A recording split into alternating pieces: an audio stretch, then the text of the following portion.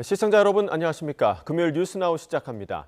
김건희 특검팀이 이배용 국가교육위원장의 금거북이 수수 의혹과 관련해 국가교육위원회 압수수색에 나섰습니다. 오는 8일 소환을 통보받은 통일교 한학자 총재는 심장질환 시술을 받고 오늘 퇴원했습니다. 취재기자 연결해서 자세히 알아봅니다. 임혜진 기자. 네, 서울 광화문에 있는 김건희 특검 사무실 앞에 나와 있습니다. 네, 특검이 국가교육위원회 압수수색에 나섰다고요? 네, 김건희 특검팀은 오늘 오전 서울 종로구에 있는 국가교육위원회에 대한 압수수색에 착수했습니다. 이배용 국가교육위원장이 김건희 씨에게 금거북이를 주고 공직을 청탁했다는 의혹을 수사하기 위해서인데요. 위원장실과 비서실이 대상인 것으로 전해졌습니다. 앞서 특검은 김건희 씨의 모친인 최은순 씨가 운영하는 요양원 압수수색에서 나온 금거북이를 이 위원장이 전달한 정황을 포착해 지난달 28일엔 이 위원장 자택을 압수수색했습니다. 이런 가운데 특검은 또 다른 의혹과 관련해 서울 용산구 대통령실 경호처에 대해서도 강제 수사에 나섰는데요. 윤석열 전 대통령 부부가 휴가 중 해군 함정에서 군 자산으로 해상 파티를 벌였다는 의혹에 대한 자료 확보 차원으로 알려졌는데 특검은 구체적인 내용은 브리핑에서 전하겠다고 말했습니다. 네, 통일교 한학자 총재는 다음 주 특검 조사를 앞두고 병원에 입원을 했었죠. 네, 특검이 다음 주 월요일에 나와서 조사를 받으라고 하자 한 총재는 소환 통보 이틀 뒤 병원에 입원했습니다. 어제 심장질환 시술을 받은 한 총재는 오늘 오전 9시 반쯤 퇴원한 것으로 확인됐습니다. 한 총재는 아직 특검에 불출석 사유서를 제출한다거나 출석 관련 의사를 밝히진 않은 것으로 전해졌는데요.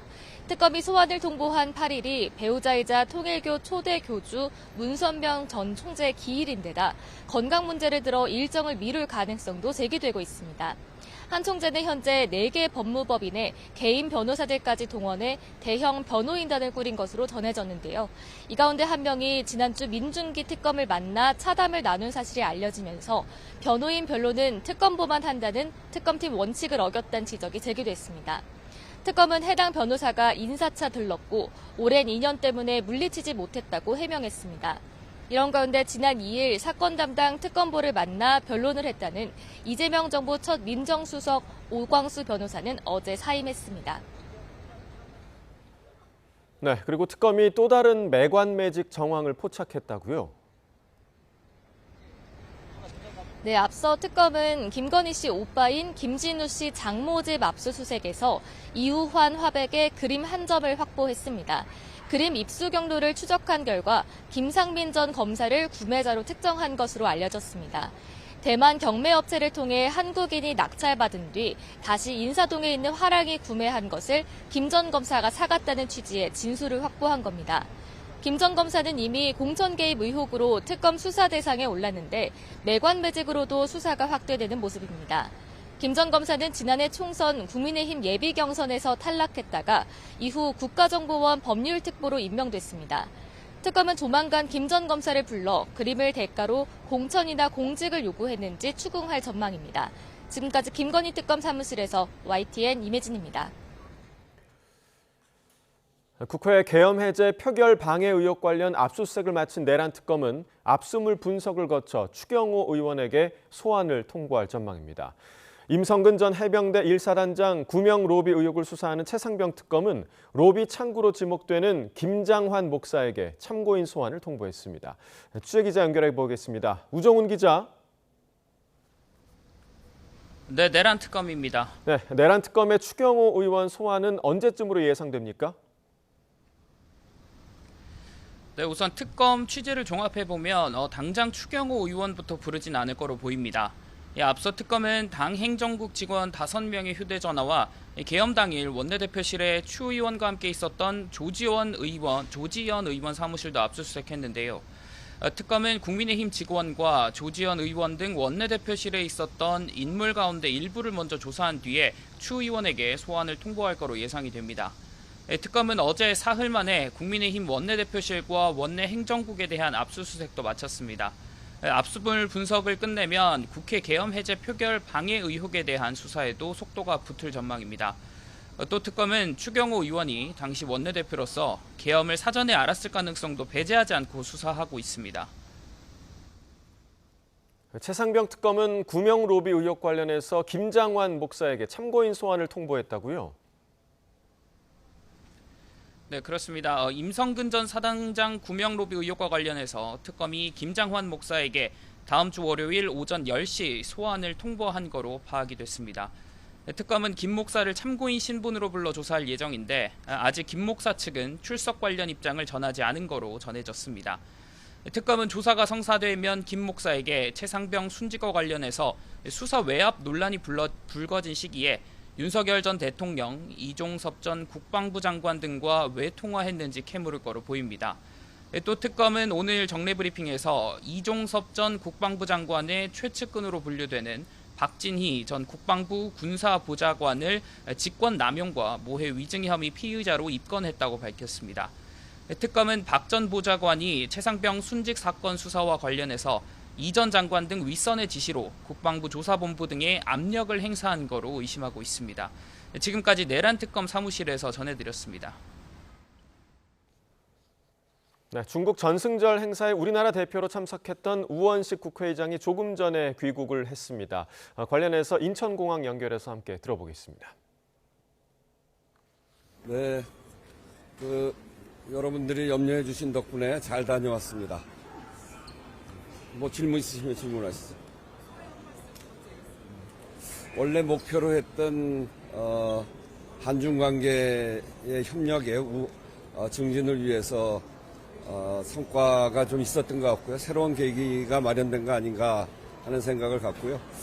한반도 평화 문제에 있어서도 의외의 성과를 좀 낸 거 아닌가 하는 생각을 갖습니다.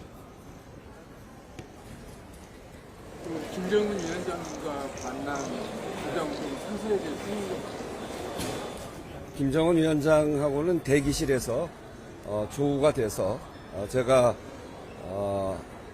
오랜만입니다. 7년 만이네요. 반갑습니다. 이렇게 이야기를 했고 김정은 위원장도 작은 목소리로 네 반갑습니다. 이렇게 답변하면서 악수를 했습니다.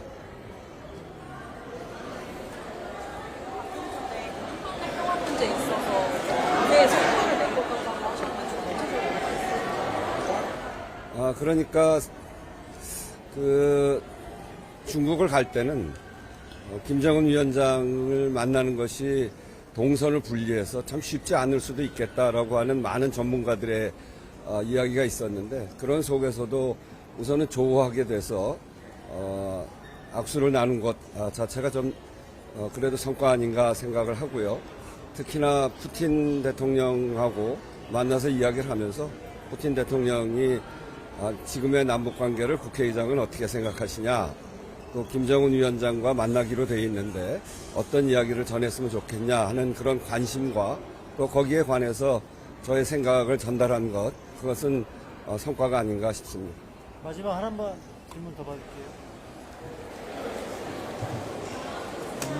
어제 김정은과 시진핑이 정상회담 했는데 이에 대해서 김최장 국무원 부총리와의 만남에서 관련해서 김최장 부총리께서 언급한 게 있는지 어떤 게 그런 부분에서는 뭐 언급한 건 없고요.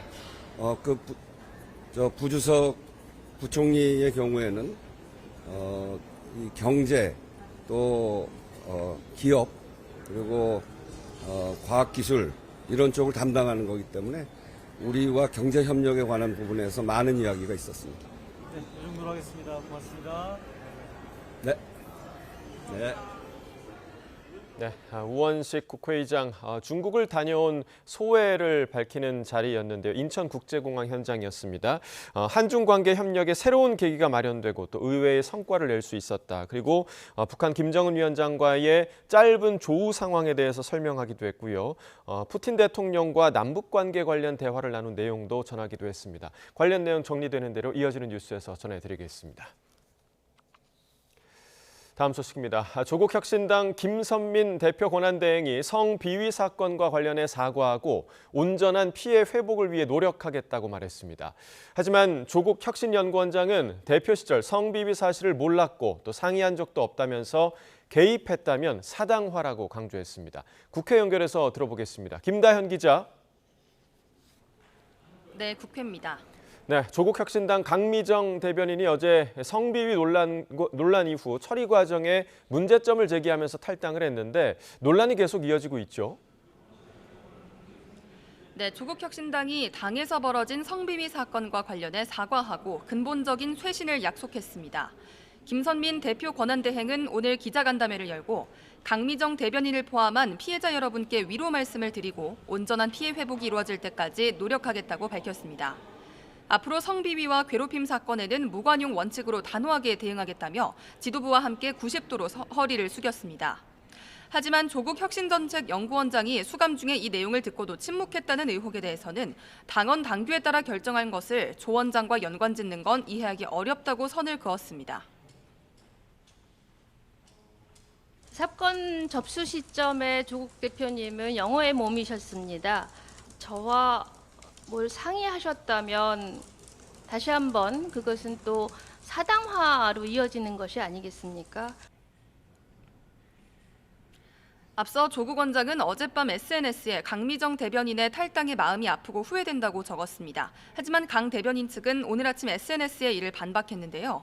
마지막 기대였던 조 원장이 9월 초에 만나 위로하겠다고 했다면서 극한의 고통 속에 있는 피해자를 만나는 것보다 지역 일정을 더 중요하게 여겨 절망했다고 밝혔습니다. 또 마지막까지 휴지 취급을 받는 것 같았다며 다른 피해자들에게 한없이 부끄럽고 죄스러웠다고 덧붙였습니다. 네, 관련한 파장이 민주당까지 번진 모습인데 여야 반응은 어떻습니까? 네, 조국 원장의 출소 날 마중까지 갔던 최강욱 민주당 교육연수원장이 성비위 논란에 대해 그렇게 죽고 살 일인가, 그건 개 돼지들의 생각이라며 2차 가해 발언을 한 사실이 뒤늦게 알려졌습니다. 민주당 정청래 대표는 어제 윤리감찰단에 긴급 진상조사를 지시했는데요. 민주당 관계자는 YTN에 고 박원순 전 서울시장과 안희정 전 충남지사 등 주요 인사들의 성비위 문제로 홍역을 치렀던 만큼 문제를 신속 차단하겠다는 의지라고 당내 분위기를 설명했습니다. 당은 이 문제를 엄중하게 보고 있고 가능한 한 최선의 조치를 할 수 있도록 지금 진행 중에 있다라는 말씀을 드립니다. 특검 수사에 고초를 겪는 국민의힘은 이번 논란을 계기로 공세 수위를 바짝 끌어올리고 있습니다. 국민의힘 송원석 원내대표는 오늘 회의에서 좌파 정치꾼의 성추문은 이제 일상이 됐다면서 운동권의 친목 카르텔이 여실히 드러난 국면이라면서 대통령에게 화살을 돌렸습니다. 이런 파렴치한 자들을 사면 복권해준 이재명 대통령의 8.15 광복절 사면도 두고두고 비난받아야 합니다. 네, 그리고 국회 법사위는 오늘도 격렬하죠. 네, 그렇습니다. 국민의힘 원내 부대표단은 오늘 아침 국회 법제사법위원장인 민주당 추미애 의원의 징계 요구안을 제출했습니다. 추 위원장이 국민의힘 나경원 의원의 야당 간사 선임을 계속해서 반대하는 등 상임위를 독단적으로 운영한다는 건데요. 법사위는 오늘 오전부터 검찰개혁 관련 입법청문회를 진행하고 있습니다. 건진 법사 관봉권 띠지 분실 사건 등과 관련해 담당 수사관 등이 청문회 증인으로 출석했습니다. 국민의힘 나경원 의원은 수사나 감찰, 재판이 진행 중인 사건에 대해서 국회가 청문회로 영향을 미치려고 한다고 지적했는데요. 민주당의 김용민 의원은 이에 반박하며 나 의원이야말로 사고치고 법사위로 도망온 거 아니냐고 맞받았습니다. 나 의원은 곽규택 의원과 함께 항의의 의미로 함께 회의장을 떠났습니다. 국회 정무위원회에서는 주병기 공정거래위원장 후보자에 대한 인사청문회가 열리고 있습니다. 민주당은 주 후보자의 공정경제 분야 전문성을 부각하며 정책 질의에 집중하고 있고, 국민의힘은 주 후보자의 세금 체납 등의 문제를 제기하면서 공세를 이어가고 있습니다. 국회 과학기술정보방송통신위원회는 공청회를 열어 방송통신위원회 폐지를 골자로 한 개편 방안 등을 논의하고요. 앞서 라이브 화면으로 보셨듯 중국 전승절 80주년 기념 열병식에 참석했던 우원식 국회의장이 오늘 오전 인천공항에 도착했습니다. 지금까지 국회에서 전해드렸습니다.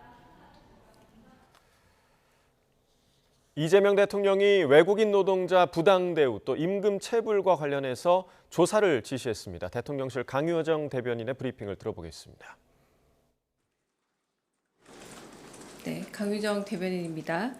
이재명 대통령은 오늘 아침 수석급 회의에서 한국에 머무는 외국인 노동자에 대한 부당 대우나 임금 체불 사례 등에 대해 실태 조사와 체계적 보고를 지시했습니다.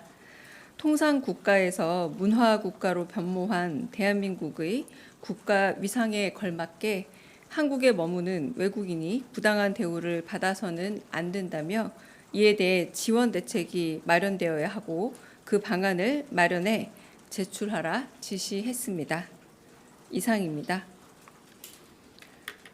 네, 질의응답 많으실 듯해서 오늘 금요일이기도 하고 내일 또 주말이라서 질문 받겠습니다. 먼저 뒤에 먼저 듣겠습니다. 한국경제신문 김형규 기자입니다. 네. 미국과 일본이 관세 협상 관련해서 문서에 합의를 해서 품목 관세 15%로 낮추는 행정명령이 명시가 됐는데 이 부분 관련해서 우리는 미국과 좀 협상이 어떤 식으로 진행 중인지 그리고 혹시 생각 중이신 타임라인 좀 있으신지 궁금합니다. 네, 지금 미국의 관세 협약과 그리고 행정명령 고시 이런 부분들은 미국과 각각 개별 국가와 다 개개별로 이루어지고 있지 않습니까? 그런 부분에서 저희도 우리 국익과 그리고 여러 가지 그 상호 관세 기준에서 가장 부합하는 측면으로 지금 부분 다 이루어지고 있는 것으로 알고 있고요. 그래서 그 좀 더 세밀한 좀 더 기준들을 가지고 이루어지고 있기 때문에 일본이 지금 완료가 되었으니까 우리도 완료된다 이런 기준으로 저희가 접근하고 있는 것은 아니라서 지금 이루어지고 있는 것으로 알고 있고 어느 정도 합의의 지점이 이른다면 공지가 되지 않을까라는 생각은 있습니다. 네. 아까 손 드셔서. 네, 이재명 대통령이 외국인 노동자에 대한 부당 대우를 조사를 할 것을 지시를 했고 또 지원 대책을 마련할 것을 지시했다는 강유정 대변인의 브리핑이었고요. 그리고 기자의 질문이 있었습니다. 트럼프 대통령이 일본과의 관세 협의 관련해서 행정명령에 서명한 소식이 전해지기도 했는데 이와 관련해서 국가별로 진행 중이기 때문에 우리와의 관세 협의도 합의 지점에 이르게 되면 공지할 것으로 전망된다라는 대변인의 말이 있었습니다. 관련 소식 정리되는 대로 이어지는 뉴스에서 전해드리겠습니다.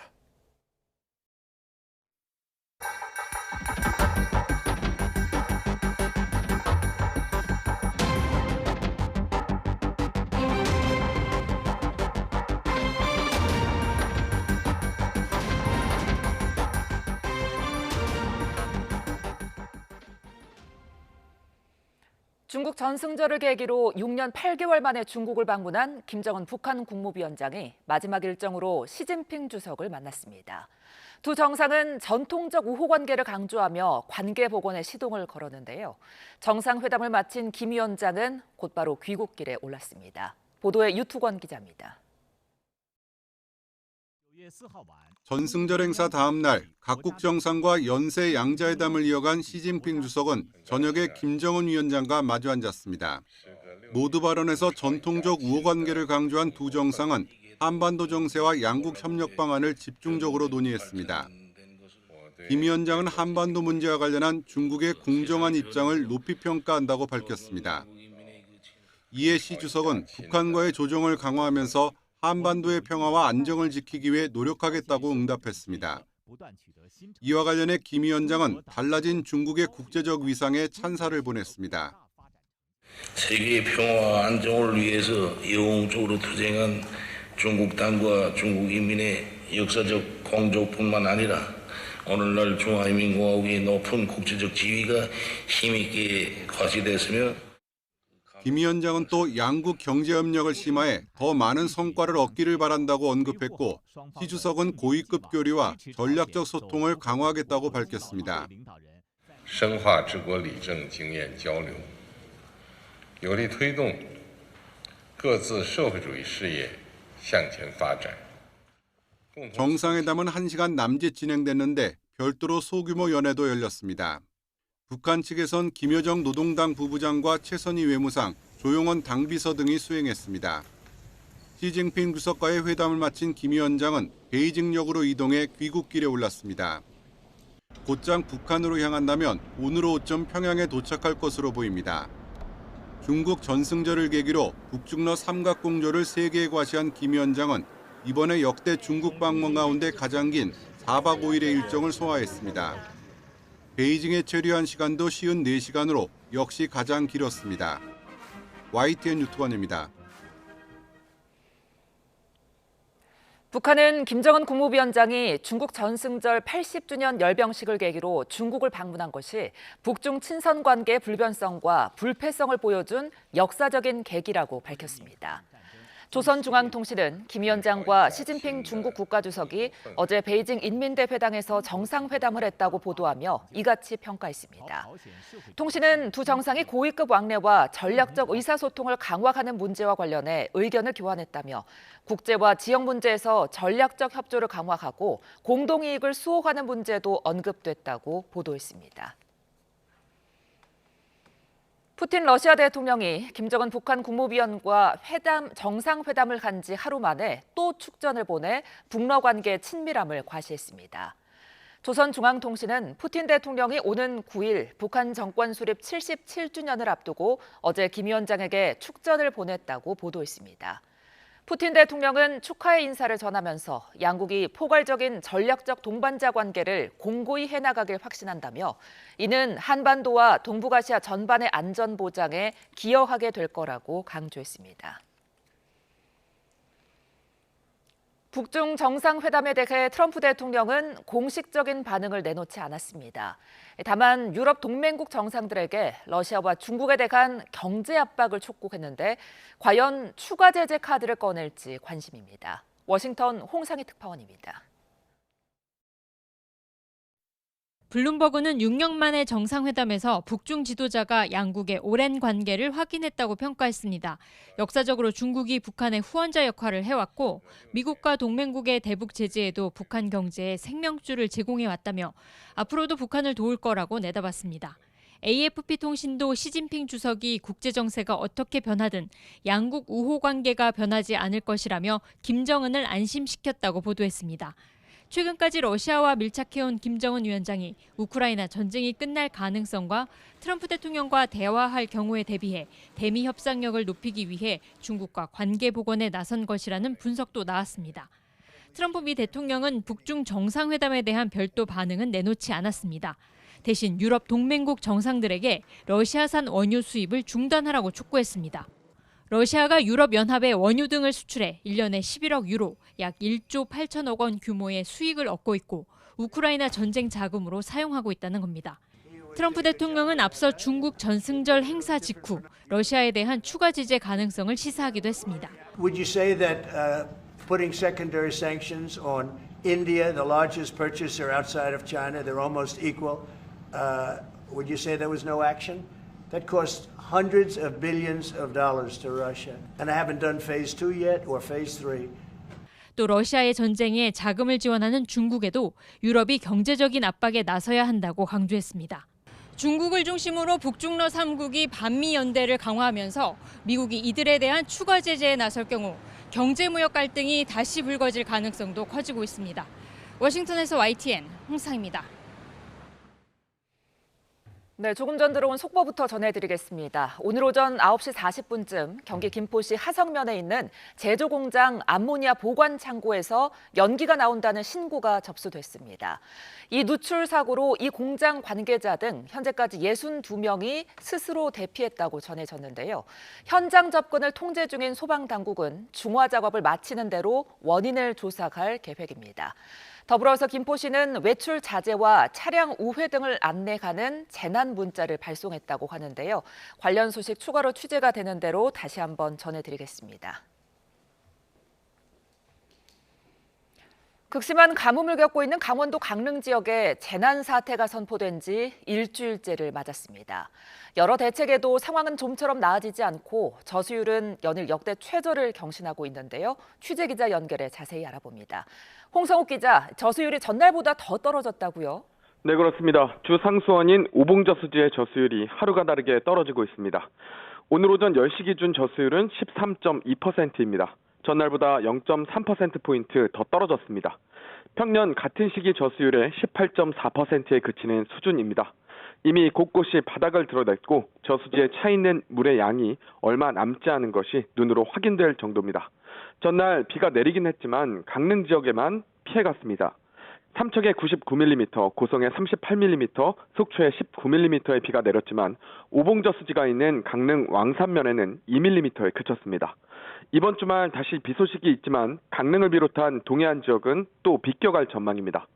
강릉시는 저수율 사수에 총력을 쏟고 있습니다. 군 물탱크차 400대와 소방차 81대, 자치단체 급수차 25대 등 500대가 넘는 급수 차량을 투입했습니다. 오봉저수지와 홍제정수장에 하루 10,000톤이 넘는 물을 쏟아붓고 있습니다. 지난달 31일부터 수도 계량기를 75%까지 잠그는 제한급수가 시행 중이고 농업용수는 공급을 전면 중단했습니다. 하지만 떨어지는 저수율을 막기에는 역부족입니다. 강릉 지역 생활용수 사용량이 여전히 하루 8만 톤이 넘기 때문입니다. 이에 따라 저수율이 10% 아래로 떨어지면 시행할 예정이던 전시민 생수 배부를 어제부터 시작했습니다. 시민 1명당 2리터 생수 6병이 배부되고 있습니다. 네, 강릉시가 3차 비상대책을 발표했다고요? 네, 그렇습니다. 매일 떨어지는 저수율을 지키기 위해 또 다른 대책을 내놨습니다. 홍제정수장 급수구역 내 100톤 이상 저수조를 자체 보유한 아파트 등 공동주택과 대형 숙박시설을 대상으로 내일 오전 9시부터 제한급수를 시작합니다.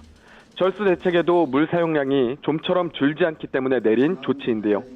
홍제정수장 급수구역 공동주택 113곳 4만 5천 세대와 대형 숙박시설 10곳 등 전체 123곳이 대상입니다. 정수장으로부터 공급받는 수도관을 잠그는 대신 해당 공동주택과 숙박시설이 보유한 저수조에 직접 급수 차량을 이용해 물을 채워 넣는 겁니다. 오봉저수지의 저수율이 10% 아래로 떨어질 경우를 대비한 세부 대책도 내놨습니다. 1단계로 밤 10시부터 다음날 새벽 5시까지 제한급수가 이루어지고요. 해당 조치 이후에도 저수율이 계속 떨어지면 2단계 조치로 격일 제한급수를 시행하기로 했습니다. 이어 향후 저수율 추이와 효과를 보면서 유연하게 제한급수를 조정해 나가겠다고 밝혔습니다. 지금까지 강원취재본부에서 YTN 홍서옥입니다. 네, 조금 전 들어온 소식입니다. 서울 서대문구에 있는 초등학교 근처에서 초등학생들을 유인하려 시도한 20대들이 붙잡혔다는 소식이 들어왔습니다. 오늘 경찰에 브리핑이 있었는데요. 경찰은 미성년자 유인 혐의로 20대 남성 3명을 체포해 이 중 2명에 대해 구속영장을 신청했습니다. 이들 3명은 친구 사이로 모두 20대 초반이고요. 2명은 대학생 그리고 1명은 자영업자라고 전해졌습니다. 이들은 경찰 조사에서 아이들이 귀여워서 장난으로 그랬다고 진술했는데 경찰은 장난이라도 책임을 면하기 어렵다며 대법원의 판례까지 확인했다고 설명했습니다.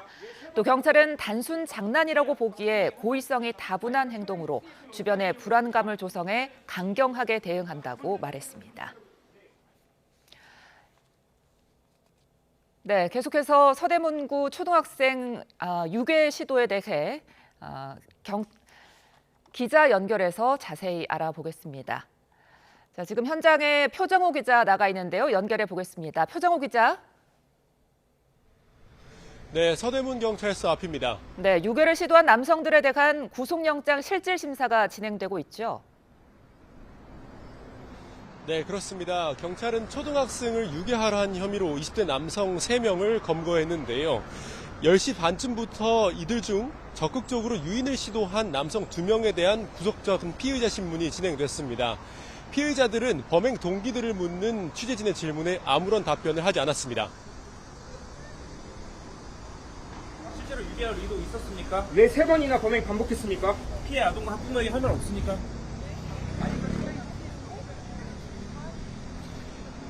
이들은 지난달 28일 서대문구 홍은동에서 잇따라 초등학생에게 접근해 유괴하려고 한 혐의를 받고 있습니다. 피해 학생 4명은 모두 초등학교 저학년인 것으로 확인됐습니다.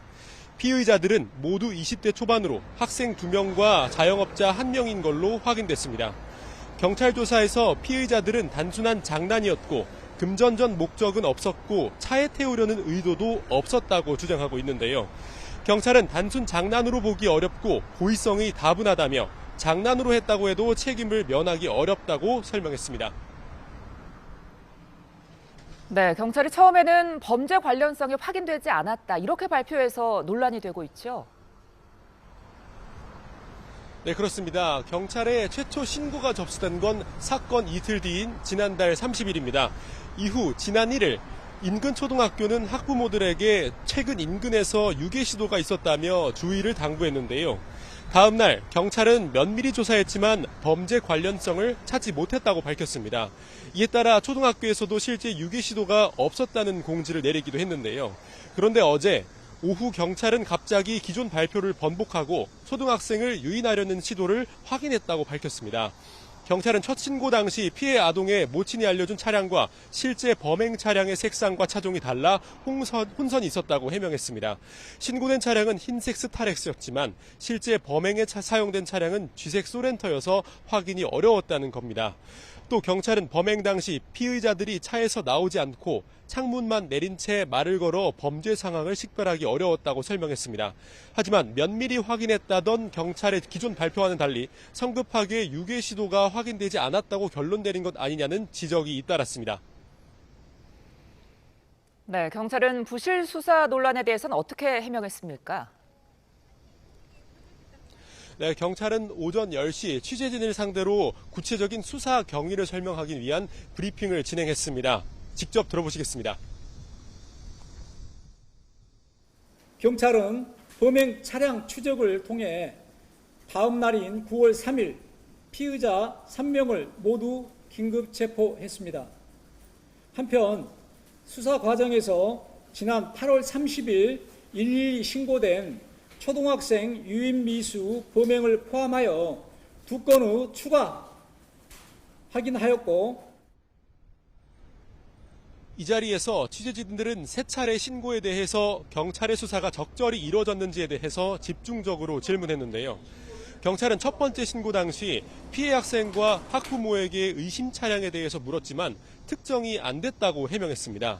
다만 조사 과정에서 피해 학생이 피의자들이 탄 차량이 접근하자 3초 정도 멈춰있는 CCTV 영상을 확인하지 못했다고 밝혔는데요.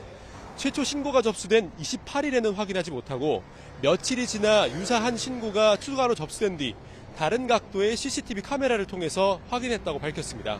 또 경찰은 신고 내용을 피해자에게 확인하는 과정에서 일부 소통에 오해가 있었다는 점도 아쉬웠던 부분이라고 인정했습니다. 지금까지 서울 서대문경찰서 앞에서 YTN 표정호입니다.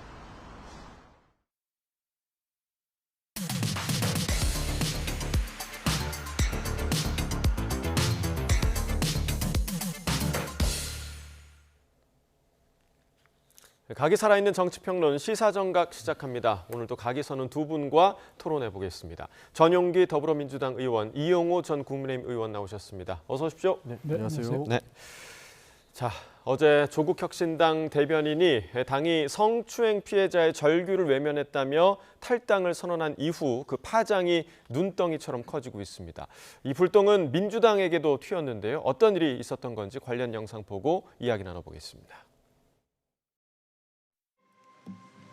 혼자서 감당할 수 없었던 성추행과 직장 내 괴롭힘 앞에서 그들의 삶이 쓰러져 가고 있었습니다.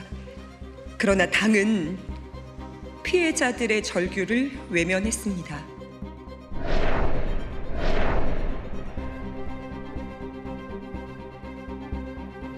부족함이 있었을 겁니다만은 당이 할 수 있는 모든 조치를 다 했습니다. 다시 한번 사죄 말씀드립니다.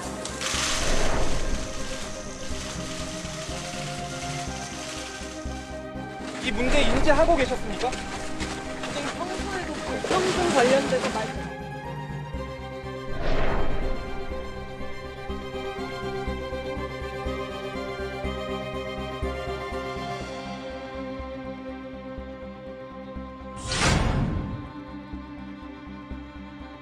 그 남 얘기 다 주워 듣고서 지금 떠드는 거예요, 또. 그렇죠. 그건 다른 생각이 아니잖아요. 그건 개돼지의 생각이죠.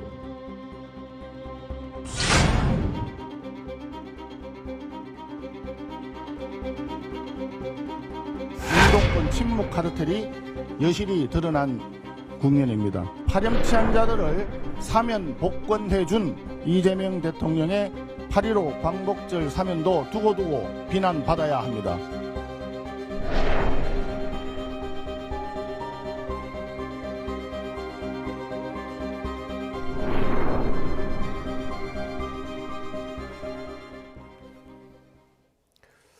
자, 일단 이 사건의 개요를 보면 조국 전 대표, 조국 원장이 2년 실형을 선고받은 날, 그날에 노래방에서 성추행 사건이 좀 있었던 것 같습니다. 일단 좀 의문스러운 게 당대표가, 그러니까 전 대표이지만 당대표가 실형 확정 판결을 받았는데 그날에 노래방을 갔다? 이것도 조금 이해 안 가거든요. 사실 정치권에서 일어나는 일들이 절대 설명이 불가능한 영역들이 몇 가지 있습니다. 저는 그중에 하나가 당대표가 실형을 받았는데 이렇게 노래방까지 갔다라는 것이 이해가 되지 않습니다. 기본적으로 굉장히 좀 침울한 분위기가 아니었을까 싶습니다. 이름조차도 조국혁신당 아니었겠습니까? 그런데 저런 침울한 분위기 속에서 분위기를 띄워보려고 했는지 저런 장소에 갔던 것도 이해가 되지 않는데 그 당시에 있었던 성추행을, 그러니까 호미로 막을 것을 가려도 못 막는 상황까지 연출시킨 것에 대해서는 책임을 묻지 않을 수가 없는 상황인 것이죠.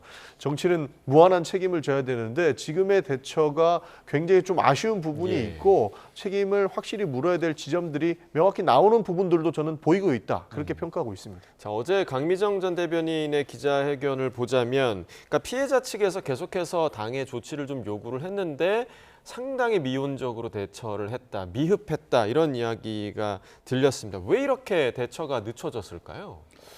기본적으로 당이 이 사안을 볼 때 피해자의 입장에서 피해자 중심주의로 사실은 이걸 바라봐야 되는데 이런 일이 생겼을 때 대부분 남성 당직자의 경우에 이걸 대충 무마하고 넘어가고 시간 보내는 이런 것들이 익숙한 경우예요. 거기서 시간이 이제 끌어지면서 그 피해자들에게 2차 가해가 가해지는, 그러니까 아니 뭐 당신만 조용히 있으면 큰 문제 없이 넘어갈 텐데, 이런 것들, 그런 발언이나 그런 눈빛들, 이런 것들이 굉장히 심하게 오고, 또 피해자는 당장 피해 사실 이외에도 자기를 도와야 될 사람들, 자기를 정의감을 갖고 자기를 좀 피해 구제해 줘야 될 이 동료들이 거꾸로 자기에게 이 비판하고 비난하는 것에 대해서 정말 견디기가 힘든 것이거든요. 이런 데서 오는 아픔이 컸을 것 같고요. 기본적으로 이 당은 이런 일이 일어났을 때 어떻게 해야 된다고 하는 것에 대해서 그렇게 무게감을 갖지 않았던 것이 아닌가. 저는 뭐 이 진보 정당에서 이런 일이 자꾸 벌어지는데 이해할 수가 없고요. 그러니까 이게 말로는 뭐 성평등 얘기하고 뭐 차별, 포괄적 차별 금지법 이런 것들을 늘 얘기하는데 행동이 못 따라가는 이중적인 것들, 이런 것들을 국민들이 어떻게 볼까?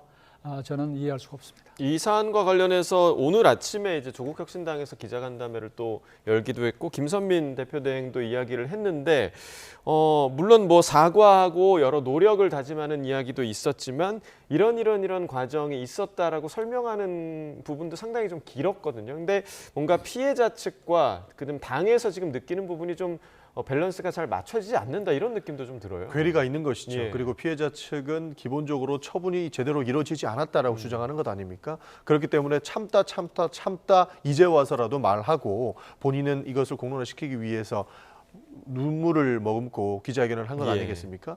이런 부분에 대해서 괴리는 확실히 있다라고 볼 수 있을 것 같고요. 기본적으로 이런 문제가 생기면은 사실 이렇게 오래 끌 문제도 아니고 단호하게 처리하지 못할 부분도 아닙니다. 이런 부분에서 비판을 달게 받아야 되는 게, 이런 일이 발생했을 때는 신고 이후에 분리 조치하고 사실관계 파악하고 바로 즉각 처분이 가능한 부분이거든요. 그러나 서로를 쉬쉬하면서 감싸줬다는 것 아닙니까? 그것도 가해자 측들이.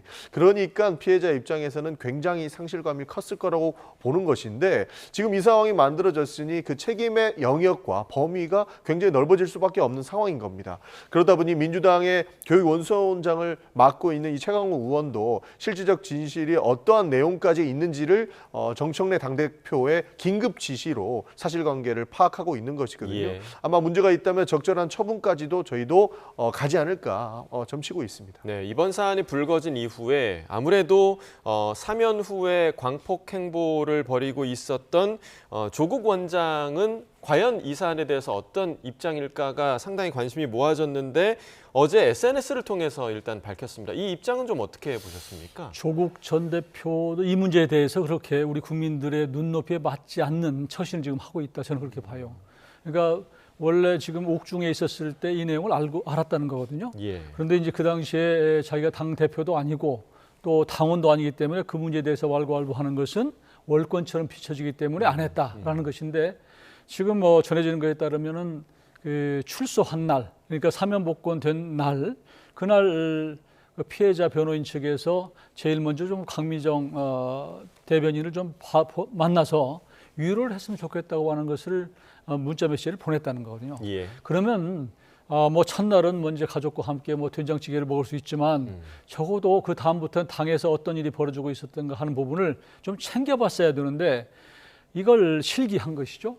그러니까 본인은 본인의 정치적 어떤 메시지를 보내기 위해서 열심히 밖으로 뛰다 보니까 오히려 당내에 벌어졌던 일에 대해서 소홀히 했고, 그것이 지금 그동안에 조국 전 대표가 이런 성비위나 성추행이나 이런 문제에 대해서 단호하게 얘기했던 여러 가지 막 과격한 발언들이 있거든요. 예. 이런 것들과 너무 다르다라는 것이고, 지금 교도소에 있었을 때 자기는 뭐 책임이 없었다고 이렇게 하는 것은 매우 미온적일 뿐만 아니라 사실 책임 회피적인 발언이에요. 그러니까 조국 혁신당이라고 하는 것은 뭐 이름에도 그대로 있지만 조국 전 대표가 이게 당의 오너거든요. 그러니까 예. 물론 지시하라는 뜻이 아니고 적어도 이런 것은 좀 했으면 좋겠다고 하는 것을 당 쪽에 좀 전달을 하고 요청을 했었으면 어떻을까. 지금이라도 좀 단호하게 하는 모습을 보이는 것이 맞다고 이렇게 생각합니다. 예, 자 지금 말씀 중에 속보가 하나 들어와서 좀 전해드리겠습니다. 앞서 김건희 특검에서 통일교 한학자 총재에 대해서 오는 8일에 소환을 통보한 바 있었는데, 자 한학자 총재 측에서 김건희 특검에 불출석 사유서를 제출했다라는 소식이 조금 전에 들어왔습니다. 그리고 신도들의 입장문을 낸 것으로도 전해졌는데 시술 회복 중에 소환 강행은 무리다. 그러니까 소환을 앞두고 한학자 총재가 병원에 입원을 했다가 오늘 퇴원을 했다는 소식도 전해졌는데 이후에 회복 때문에 불출석을 하겠다라는 사유서를 제출한 것으로 보입니다. 그러면서 이 소환 일정은 한학자 총재의 치료와 안정된 뒤로 연기를 해야 한다. 그리고 서면 또는 방문 조사로 일정을 진행할 것을 요청한다라는 한학자 총재 측의 입장이 나왔습니다. 관련 소식 추가로 전해지는 대로 계속해서 보도해 드리겠습니다. 자, 지금 이전 의원께서 좀 설명을 해주셨지만 이번 문제와 관련해서 조국 원장이 왜 이렇게 적극적으로 나서지 않았냐, 이 부분에 대한 좀 비판의 목소리도 좀 나오고 있는데 이 부분에 대해서 조국 혁신당은 이렇게 얘기를 하고 있는데요. 함께 들어보겠습니다. 조국 대표가 복당한 날 피해자 대리인께서 텔레그램을 보내셨다고 그래요. 강미정 대변인을 만나서 위로를 해줬으면 좋겠다라고 했고, 뒤집어서 생각해 보면 만약에 조국 원장이 감옥에서 이 문제는 이렇게 처리하라고 서신을 보냈거나 이렇게 하면 이거는 정치적으로 더 큰 문제 아닌가요? 당의 상징성 있는 자산이긴 하지만 현재 지도부한테 원격 지시를 하게 되는 거잖아요. 조 원장이 개별적 입장을 낼 수 있지만 제명 처리가 됐기 때문에 조 원장이 할 수 있는 일이 많지는 않았고 그다음에 이제 나온 다음에 피해자를 조속히 만나지 못했던 부분에서는 본인도 후회한다라는 표현을 했고요. 어떻게 생각하면 좀 이해가 되는 부분이기도 합니다. 왜냐하면 현 대표가 아니기 때문에 조국 원장이 전 대표의 자격으로서 이 부분에 대해서 좀 일선에 나서지 못하는 상황 아니었겠냐라는 설명이거든요. 실제로 옥중에서 할 수 있는 역할은 없을 것이라고 봅니다. 그러니까 현실적으로 조국 대표가 이 문제에 개입을 해서 할 수는 없었다라고 하는 부분들은 충분히 이해를 합니다만 이후에 그 피해자를 만나서 한 번이라도 위로의 말을 건넸으면 좋겠다라고 하는 이야기를 좀 들어줬으면 좋겠다라는 생각도 가지게 되는 것이죠. 동시에 사실 사과문을 올렸는데 깔끔하지 못한 측면은 있는 것 같습니다. 본인의 실질적인 문제를 거론하는 것은 좋지만 아무래도 피해가고 싶은 마음이 조금 앞섰던 것 같습니다. 그러다 보니 변명처럼 보이는 모습들이 있었고 그런 부분들을 비판하지 않겠습니까? 아무래도 첫 번째는 이 문제에 대한 단호한 조치를 언급하고 이후의 상황에 대해서 본인의 이런 실질적인 문제를 이야기했다면 오히려 논란이 좀 들어줬을 것 같이다라고 하는 아쉬움은 있습니다. 그래서 지금 앞으로의 조치에 대해서는 이제 조국 대표의 여러 가지 역할들이 필요한 상황이다. 이미 너무 많이 멀리 와버렸다는 말씀을 좀 드리고 싶습니다. 네. 그리고 이제 그분 관련해서 조금 전에 황현선 사무총장인가요? 오히려 옥중에서 그런 지시를 했으면 문제가 된다고 하는 그런 발언을 하는 분인데, 이 지금 그 보도에 따르면은 가해자가 황현선 사무총장하고 아주 가까운 사이라는 거예요. 그런 부분도 있고, 그러니까 저게 설득력이 없고, 그동안 그런 문제가 생기고 났을 때 즉각 처리하지 못하니까 한동안 쉬쉬하고 있다가 나중에 이제 언론 보도가 나고 경찰에 고발된 이런 상황이거든요. 근데 경찰에 고발됐어도 그 당시에라도 자료를 얼른 제출하고 경찰에 협조를 했어야 되는데 자꾸 자료를 안 내고 자꾸 시간을 끈 거예요. 예. 이런 것들이 가해자들을 굉장히 아프게 한 부분이라는 말씀을 드리고, 지금 조국 전 대표는 지금 강미정 어제 이렇게 탈당한 그 대변인이 늘 조국 전 대표가 영입한 사람이에요. 예. 그러니까 적어도 이런 관계라고 한다면, 또 이런 사안이라고 한다면 늘 뭐 SNS에 하루도 뭐 수십 건씩 올리고 이러던데 직접 만나서 위로하고 당을 추스리는 그런 어떤 행동을 한 게 맞다. 예. 저는 그렇게 지적합니다. 예, 그리고 뭐 과거에 조국 전 대표가 자신의 SNS에 성희롱, 성추행, 성폭력과 관련해서 응당한 처벌과 또 치료를 강조하기도 한 글이 있었기 때문에 이 부분에 대해서 더 뭐 이중성이라던가 좀 미온적인 대처를 비판하는 그런 목소리들이 상당히 좀 많은 것 같고, 그리고 오늘 아침에 야당 같은 경우도 이러한 이중성을 좀 비판을 하면서 조국 전 장관을 사면 복권한 이재명 대통령을 향해 날을 세우기도 했는데요. 그 목소리도 이어서 들어보겠습니다. 진보를 참칭하는 일부 좌파 정치꾼들의 성추문은 이제 일상이 되었습니다. 내부 성폭력에 쉬쉬하고 은폐하는 운동권 침묵 카르텔이 여실히 드러난 국면입니다. 사건을 알고도 침묵한 조국 전 장관, 이 문제를 제기하는 사람들에게 개, 돼지라고 막말을 퍼부으며 2차 가해를 가한 최강욱 전 의원, 그들의 행태를 보면서 국민들은 분노를 금할 수 없습니다. 이런 파렴치한 자들을 사면 복권해준 이재명 대통령의 8.15 광복절 사면도 두고두고 비난받아야 합니다. 자, 지금 조국혁신당 내 문제에서 시작된 게 지금 이재명 대통령의 사면 복권에 대한 비판까지 이어지는 모양새입니다. 기본적으로 사면을 비판하면서 뒤에서 뒷거래했던 송원석 원내대표가 할 얘기는 아닙니다. 아무리 사면을 비판하고 싶고 이재명 대통령을 비판하고 싶지만 본인은 사면을 앞에서는 비판해놓고 뒤에서는 누구누구 사면해달라는 요청을 보내지 않았습니까? 그래서 적어도 국민의힘의 이중적 태도에 대해서는 묻지 않을 수가 없는 것이고요. 사면권 행사와 해당 부분은 좀 다르게 봐야 되는 부분이 있다. 예. 조국 대표가 지금 사면이 됐고 복권이 됐으니까 정치적 책임은 이제 조국 대표가 온전히 지게 될 겁니다. 과거에는 이 문제가 굉장히 클린하게 해결되지 못하다라는 비판을 받았지만 지금 이렇게 수면 위로 나온 이상 조국 대표는 정치적 생명을 걸고 이 문제 해결을 위해서 나설 것이거든요. 예. 그래서 이재명 대표를 에둘러서 함께 비판하는 부분들은 저는 온당치 않다고 보는 것이고, 사면과 관련된 내용들은 오히려 다른 사람이 비판하는 것이 옳지 뒷거래를 했던 송원석 원내대표가 하는 것은 더 바람직하지 않다는 말씀 드리고 싶습니다. 이전 의원은 그 최강욱 민주당 교육위원장의 발언과 관련해서는 좀 어떻게 보십니까? 왜냐하면 정청래 대표가 이번에 이제 최강욱 원장 임명한 것을 상당히 좀 뿌듯해하는 그런 모습도 있었고 했는데 지금 이런 일이 터지고 말았거든요. 그러니까 이제 일반 국민들이 볼 때는 더 이해가 안 되는 거예요. 그러니까 최강욱 저런 발언을 하는 사람, 그리고 과거에도 그런 발언을 했던 사람이거든요. 이런 사람을 다른 자리도 아니고 교육원장의 임명을 그냥 즉각하고, 또 정청래 대표는 이거 얼마나 잘된 인사냐 이렇게 자찬하는 모습을 보면서 이게 사실은 민주당의 현주성과 진보 정당들의 민낯인가 이렇게 보는 거예요.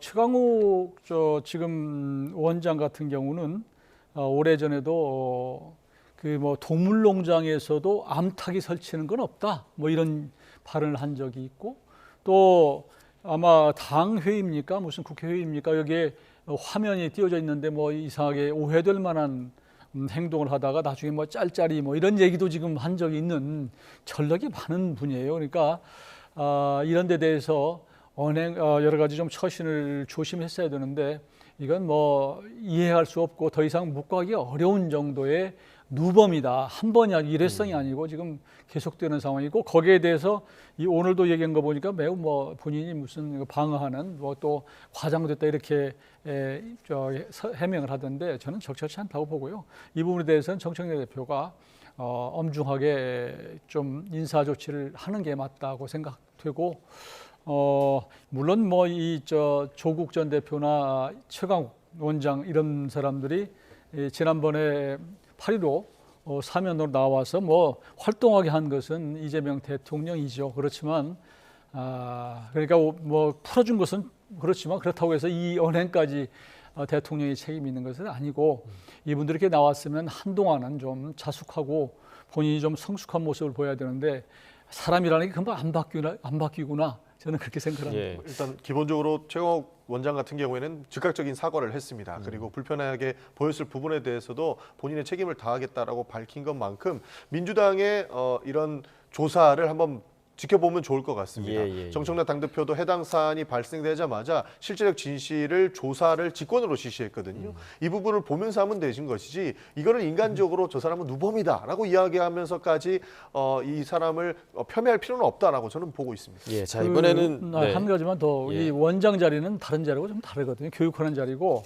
그 원장이 교육하는 자리는 저기도 있어요. 그러니까 당에서 이 직원 당직자들이 성비위나 성추행하거나 괴롭힘 이런 거 하지 마라. 이거 1년에 한두 번씩 하는 거거든요. 그 자리 책임 있는 자리예요. 근데 이런 분이 이 자리에 있는 것은 맞지가 않고, 뭐 지금 사과를 했다고 하지만 저희가 보기에는 저희 받아들이는 입장에서는 그런 정도의 수준 가지고는 어렵다. 지금 저는 그 자리에는 적절치 않은 인사다. 조사와 처분을 보면 될 것 같습니다. 네, 지난번 이춘석 의원 때처럼 정청래 대표가 또 결단을 내릴 수 있을지 좀 지켜봐야 할 대목인 것 같고요. 자, 이번에는 어제 있었던 특검의 국민의힘 원내대표실 압수수색 관련 이야기를 좀 나눠보겠습니다. 결국에는 국민의힘이 자료를 이미 제출하면서 상황이 정리됐는데, 자, 이미 제출 선택하게 된 이유 어디에 있다고 보십니까? 그럴 수밖에 없습니다. 기본적으로 특검법에는 이 수사를 방해했을 때 또 다른 처벌을 할 수 있는 조항들이 남아 있거든요. 그렇기 때문에 국민의힘도 정치적으로는 뭐 하지 말라라고 이야기할 수 있겠지만 실질적인 집행에 대해서 방해를 했을 경우에는 본인들이 또 다른 처분을 맞닥뜨리는 상황이 열리게 됩니다. 그렇다 보니 어떤 것을 원하는지, 내란 특검에서 요구하는 것은 어떤 자료인지 이런 것들을 검토한 이후에 결국에는 협조하는 방향으로 갔을 것이다라고 보고 있습니다.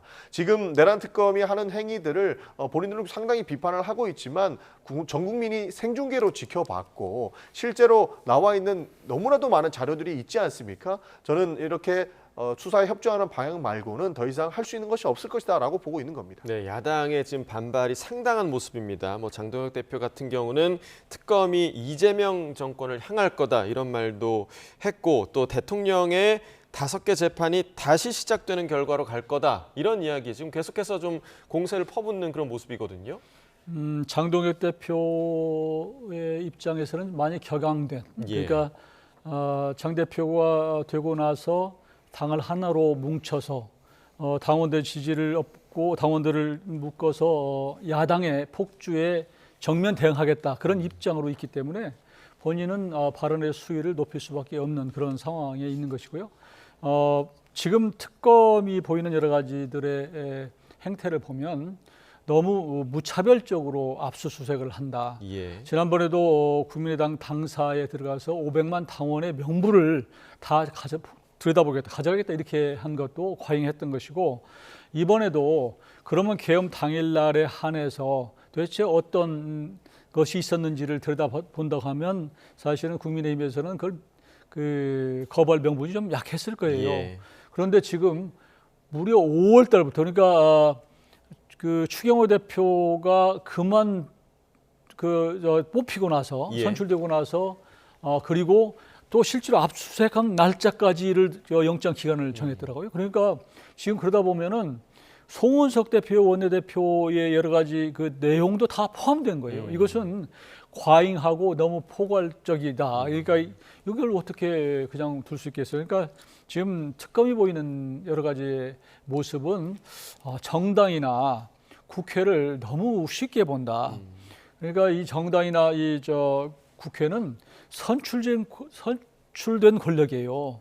직접적으로. 그러니까 이런 특검이, 임명된 특검이 칼자루 줬다고 해서 아무렇게나 막 휘두르는 자리가 아니다. 저렇게 되면 나중에, 더구나 지금 특검은 여야가 합의해서 공정하게 뽑힌, 그러니까 독립적이고 공정한 특검이라고 보기 어려워요.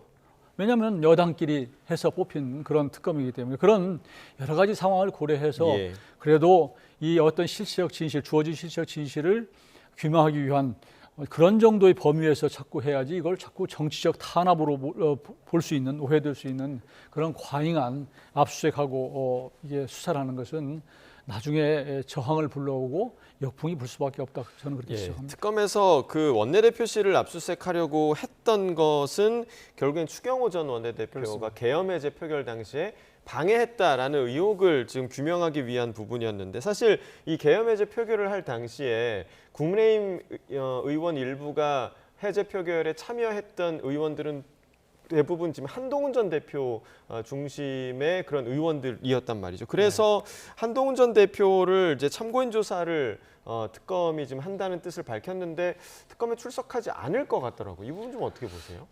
이거는 정치적인 논란 때문에 특검에 참여하지 않을 가능성이 저는 높다고 평가합니다. 그러나 핵심 키는 한동훈 전 대표가 맞죠. 그때 당시를 떠올려 보면 추경호 원내대표는 왜 표결을 늦춰달라고 우원식 국회의장께 전화를 했을까? 그 상황이거든요. 그때 당시에 저도 본회의장에 있었지만 실제로 유튜브를 통해서 실시간으로 계엄군이 국회 유리창을 깨고 들어오는 상황이었습니다.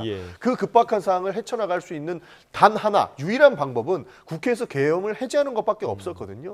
그러나 몇 명의 의원들이 본회의장에 참여를 했고 다른 의원들을 들어오려고 하기 위해서 전화 통화하는 것까지 제가 직접 목격을 했습니다.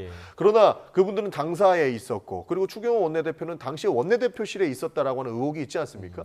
만약에 늦추려고 하는 의도가 없었다면 원내대표실에 있지 않고 본회의장으로 즉각 들어와서 의원들을 본회의장 안쪽에서 해제 표결을 할 수 있게끔 했었어야 됐단 말이죠. 그런 부분들이 문제가 있었던 것이고 당시 상황과 이후에 여러 가지를 종합해봤을 때 추경호 원내대표를 수사하지 않을 수만은 없는 상황이 되었다. 저는 그렇게 평가하는 겁니다.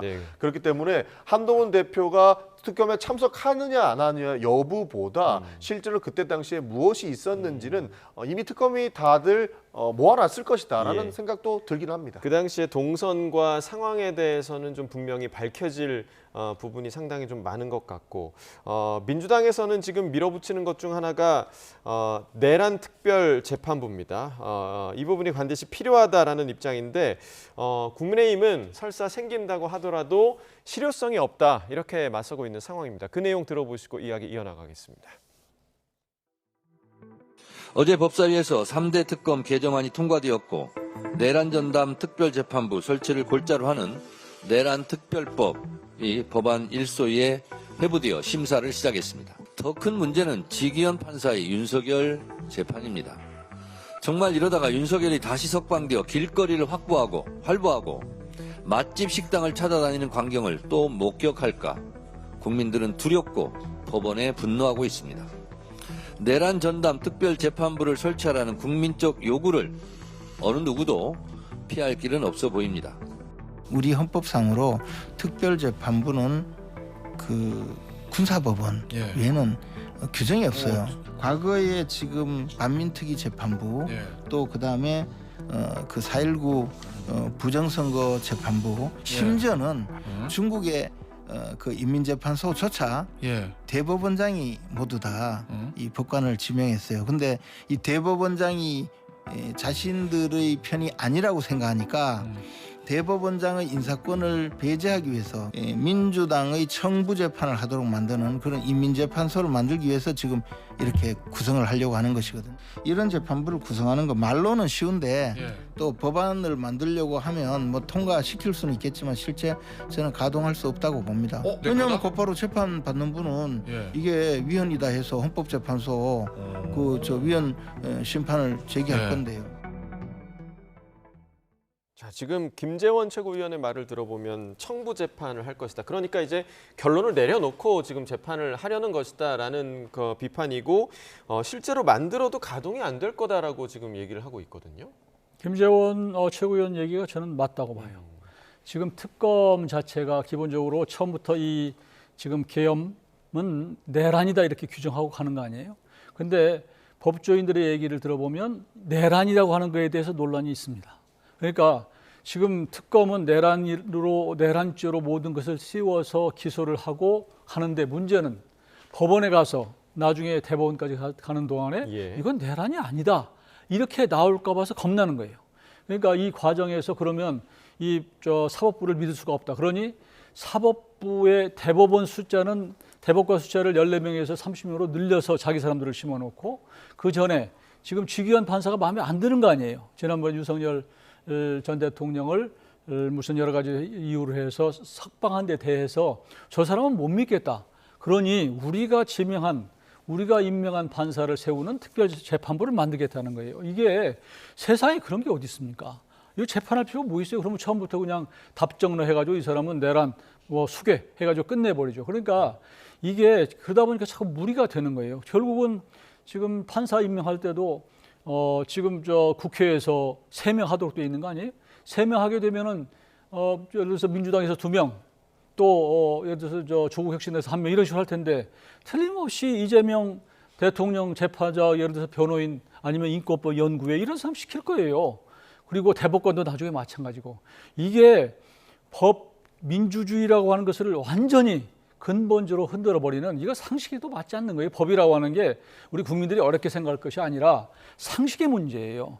그러니까 민주주의라고 하는 것은 사법부는 언제나 존중받아야 되고 견제와 균형을 해야 되지만 압박을 하거나 협박을 해서는 안 되는 거예요. 예. 이런 차원에서 이건 말도 안 되는 것을 지금 하고 있다. 저는 그렇게 보고 있습니다. 상식적이지 않다라고 지적을 해주셨고, 실제로 법조계에서 위헌 논란의 그런 위험성에 대해서 좀 경고하는 부분도 있거든요. 어떻게 보세요? 실제로 그런 부분들을 다 가미할 것이다라고 예. 말씀드릴 수 있겠습니다. 그리고 상식적이지 못하다. 그리고 사법부는 존중받아야 된다라고 말씀 주시는데, 그 상식적이지 못하고 존중받아야 할 재판부의 그 태도는 누가 이렇게 만들었겠습니까? 기본적으로 조희대 재판부가, 그러니까 조희대 대법관이 굉장히 이례적으로 대법원 선고를 일찍 당겼던 점 굉장히 좀 의아했죠. 그리고 지기현 재판부가 있지도 않은 날과 시간의 논란 속에 빠져들어가지고 윤석열 전 대통령을 구속 취소시키는 그런 말도 안 되는 재판까지 이뤘습니다. 우리 국민들이 그 사람들을 믿을 수 있겠습니까? 비단 그 태도와 존중의 여부는 사법부에서 신뢰를 보여줬을 때 나올 수 있는 것인데, 그 부분을 모두 깬 게 지금 조희대 대법원 장 이하의 법관들이다라고 볼 수 있는 겁니다. 예. 그렇기 때문에 특별재판부는 이걸 객관적으로 볼 수 있는 사람들이 필요하다라고 하는 측면에서 나왔다는 말씀 드리고요. 실제로 특별재판부가 이렇게 나오지 않으려면 저는 간단하다고 봅니다. 조희대 대법관과 지기현 재판부가 이 내란 재판과 관련해서 손 떼시면 됩니다.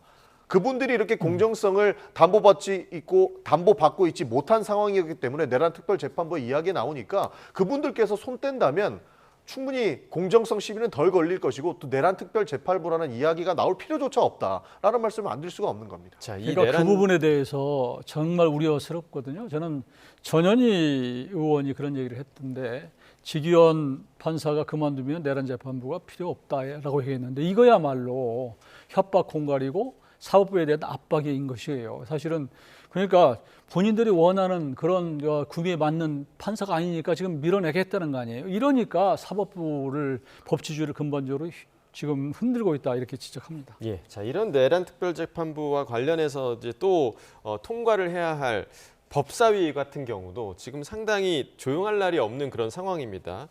추미애 위원장 그리고 나경원 의원이 연일 맞붙는 그런 모습이 보이고 있는데요. 그 모습도 잠깐 보고 오겠습니다. 나경원 의원님, 진술인들께 질의 있으시면 하시기 바랍니다. 5분입니다. 제가 지난번 위원회에서 위원장님의 그 회의 진행을 보고 진짜 깜짝 놀랐습니다. 저는 국회법과 국회법의 정신을 이렇게 무시하는 것을 보면서 이것이 바로 의회 독재구나 하는 생각을 했습니다. 오선식이나 되시면서 신상 발언과 공청회 관련한 주제를 벗어났다는 걸 구분도 못하십니까? 오선식이나가 뭡니까? 오선식이나가. 나경원 오선 의원을 법사위 간사로 보내는 것 자체가 민주당과 싸우자는 거예요. 그리고 특히 내란 방조 협력한 그러한 것이 명백한 나경원 의원을 하는 것 자체가 문제가 있다. 절하지 않으면은 오선 의원이면은 깨끗하게 내가 그 표현이 좀 지나친 것에 대해서는 죄송하게 생각한다. 그 한마디면 해결되는 거예요. 자, 지금 뭐 법사위에서 부딪히는 장면은 하루 이틀로 끝나지 않을 것 같아요. 어떻게 좀 전망하세요? 실제로 하루 이틀로 끝날 문제가 아닙니다. 예. 그리고 법사위에서는 앞으로의 남아있는 법들을 모두 심사해야 되기 때문에 더 붙을 수밖에 없습니다. 예. 지금은 당장 3특검에 대한 내용을 심사했지만 지금 내란 특별재판부 이하에 있는 법률들이 굉장히 많기 때문에 싸움이 예견돼 있는 상황이고요. 거기에 추미애 법사위원장과 나경원 간사 후보자라고 한다면 더 싸울 수밖에 없는 상황이 되는 것이죠. 예. 자, 간사 후보자라고 해주셨는데 이제 결국에 국민의힘에서 간사 임명을 하지 않는다라는 부분에 대해서 이제 추미애 위원장 징계 요구안을 제출한다고 했는데 지금 상황 좀 어떻게 보고 계세요? 추미애 위원장이 그건 논란의 여지가 없어요. 그냥 해주면 돼요. 그걸 갖다가 의안으로 안 올려주는 거 이건 전례가 없는 일이에요. 그러니까 상대 당의 간사를 오면 그냥 의례적으로 하는 게 그동안의 전례였고 관행이었어요. 그런데 마치 뭐 본인이 무슨 위원장 되니까 다 본인이 다 임명하듯이 위원들을 간사를 이 태도가 문제라고 보고요. 지금도 추미애 의원 얘기하는 거 보면 마치 무슨 권위주의적인 위치에서 호통하듯이 얘기하는 거 아주 사실은 보는 사람 불편합니다. 저는 이건 나경원 의원의 간사 임명은 논란의 여지 없이 해줘야 되는 것이고 거기에 대해서 무슨 뭐 초선 의원 한 발언은 조금 과했던 것인데 제가 그 장면을 지켜보니까 저도 그런 경우를 봤지만 무슨 얘기를 좀 위해서 할 때 주위에 있는 사람들이 좀 가만히 있어야 되는데 아니 싸우는 사람 옆에서 말리는 사람이 더 미워요. 그러니까 화가 나서 그런 거긴 했지만 그래도 뭐 조금 그런 부분에 대해서는 좀 안타깝게 생각을 합니다. 예. 자, 마지막으로 짧게 이 얘기만 좀 해보겠습니다. 지금 조금 전에 이제 저희가 속보로도 통일교 한학자 총재 측에서 특검 측에 이제 불출석 사유서를 제출했다라는 속보를 전해드리기도 했는데 이 부분이 좀 논란이 됐어요. 그러니까 한학자 통일교 총재 변호인단에 오광수 전 민정수석이 합류를 했었고 그리고 김호수 전 검찰총장이 자문을 했었고 그러니까 이 부분이 지금 비판이 일자 사임을 한 상황이거든요. 이 상황 좀 어떻게 보셨습니까? 그러니까 저희가 내란 재판부 이야기하고 뭐 특검 이야기하고 과거 정관예우와 관련해서 지속적으로 문제 제기를 하고 예. 이것을 바로잡으려고 하는 이유가 바로 이 지점에서 나온다는 겁니다. 이 법 기술자들의 카르텔이 지금 민주주의가 쌓아온 법 질서들을 굉장히 무력화시키고 있는 거예요. 그중에 하나가 직위원 재판부가 했던 윤석열 전 대통령의 구속 취소 사태라는 겁니다. 이렇게 꼬투리만 잡아서 굉장히 무례한 임에도 불구하고 이런 법 기술자들이 어떤 행동을 할지 모른다라고 하는 측면에서 국민들의 신뢰를 얻을 수 없다라고 보는 겁니다. 이 부분은 비판받아 마땅하다. 저는 그렇게 평가하고 있습니다. 마지막으로 이전 위원님 네, 어떻게 보십니까? 오광수 전 민정수석이 한학자 총재의 변호인을 맡는 것도 사실은 조금 신중치 못했다. 저는 그렇게 생각을 했어요. 그런데 이번에 사임서를 제출한 걸 보니까 특검보를 만났더라고요. 이것은 있을 수가 없어요. 그러니까 저는 오광수 지금 그 변호사가 그 변호사를 사임한 것에 넘어서서 특검에 위치해 있는 사람들이 변호사들 저렇게 만나는가? 이거 특검해야 돼요. 지금 김건희 특검의 이제 특검이나 특검보가 도대체 누구를 어떤 변호사를 만나서 저렇게 하는가? 이 부분도 저는 좀 정말로 깊이 들여다봐야 될 것 같고 이런 식으로 가니까 특검도 정말 중립적으로 뭔가 객관적으로 하는가 그런 의심을 사게 했다. 저는 좀 신중치 못했다고 생각합니다. 알겠습니다. 두 분 말씀 오늘 여기까지 듣겠습니다. 전용기 더불어민주당 의원, 이용호 전 국민의힘 의원과 이야기 나눠봤습니다. 고맙습니다.